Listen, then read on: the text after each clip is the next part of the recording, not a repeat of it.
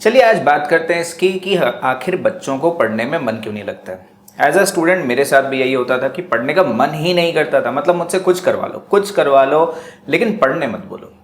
Actually इसके पीछे एक कारण है।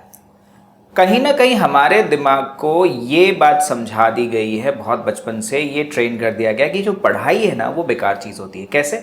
और पढ़ाई को एंटी फन बना दिया गया। कैसे बना दिया गया? Let me explain. सपोज करिए एक बच्चा टीवी देख रहा है, उसका फेवरेट कार्टून चल रहा है और फेवरेट कार्टून चल रहा है, एकदम उसको मज़ा आ रहा है, बच्चा एकदम बिल्कुल जोन में है।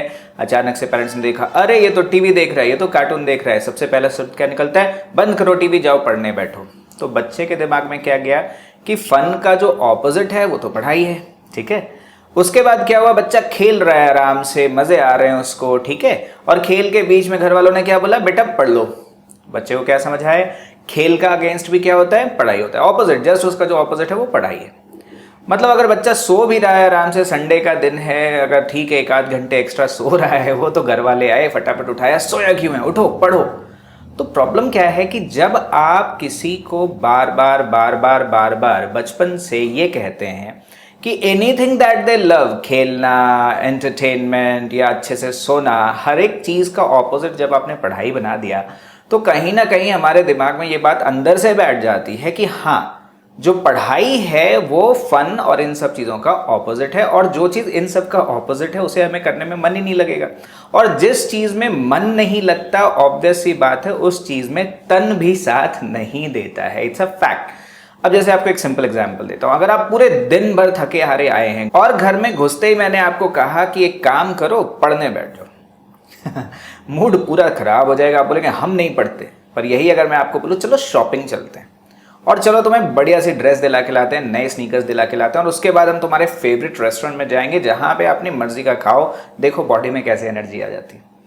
किसी को बोलो ना सुबह 4 बजे उठ के पढ़ना है, मूड खराब हो जाएगा। किसी को बोलो सुबह 4 बजे उठ के चलना है, ट्रैवलिंग पे चलते हैं, कहीं बढ़िया डेस्टिनेशन चलेंगे, देखो वो 3:30 बजे उठ के ही तैयार हो जाएगा। तो होता क्या है कि हमारी बॉडी जो है ना वो वैसे ही रिस्पॉन्ड करती है जैसा हम उस टास्क को लेके फील करते हैं। तो सबसे पहली चीज़ क्या है कि पढ़ाई में आपका मन तब लगेगा। अब जैसे मैं आपको इसको साइकोलॉजिकली समझाता हूँ। क्या होता है कि जैसे किसी ने, क्या हुआ, आप थके हुए थे, थके होने के बावजूद किसी ने आपसे क्या कहा, चलो शॉपिंग चलते हैं। तो आपने सोचा वाओ शॉपिंग, मज़ा आएगा। आपने आगे की देखी कि वहाँ जाएंगे, मॉल में जाएंगे, अच्छे कपड़े खरीदेंगे, अच्छे जूते खरीदेंगे, उसके बाद फेवरेट खाना भी मिलेगा। तो जो आगे आने वाला होप था उसने क्या किया? आपके मूड को ठीक कर दिया, और आपका मूड जैसे ही ठीक हुआ आप चले गए, है ना। तो होता क्या है कि पढ़ाई में भी आपको पहले तो आपको अपना माइंडसेट चेंज करना पड़ेगा। पहले आपको ये समझना पड़ेगा कि जो पढ़ाई है ना, this is the tool to build my own future. तो कैसे कैसे माइंड चेंज होगा? पढ़ने से पहले क्या करिए? पहले तो आप एक काम करिए, एक पेपर लीजिए, पेन लीजिए, और उसमें लिखिए आपके ड्रीम्स क्या हैं, आपके गोल्स क्या हैं, कैसा आपका घर होगा, कैसे आपकी गाड़ी होगी, और कैसे आप अपने मम्मी पापा को खुश रखेंगे, या पूरे वर्ल्ड में आपको कहाँ कहाँ घूमना है वो लिख के रखिए, और वो जहाँ भी आप पढ़ते हो उस टेबल के सामने लगा लीजिए।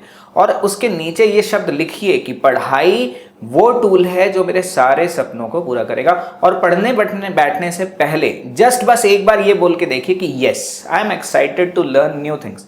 स्टार्टिंग में आपको वियर्ड लगेगा, आपके दिमाग भी कंफ्यूज होगा कि नहीं पढ़ाई तो बेकार चीज़ होती है, ये क्या बोल रहा है, I am excited to learn. But trust me, हफ्ता 2 हफ्ता 3 हफ्ता ऐसे होते होते होते क्या होगा, धीरे धीरे आपका माइंडसेट चेंज हो जाएगा, पढ़ने में मन लगने लगेगा। होता क्या है? Sense of purpose. अगर हमें ये समझ आ जाए कि क्यों पढ़ना है। देखिए एक बहुत इंपॉर्टेंट चीज़ बताता हूँ।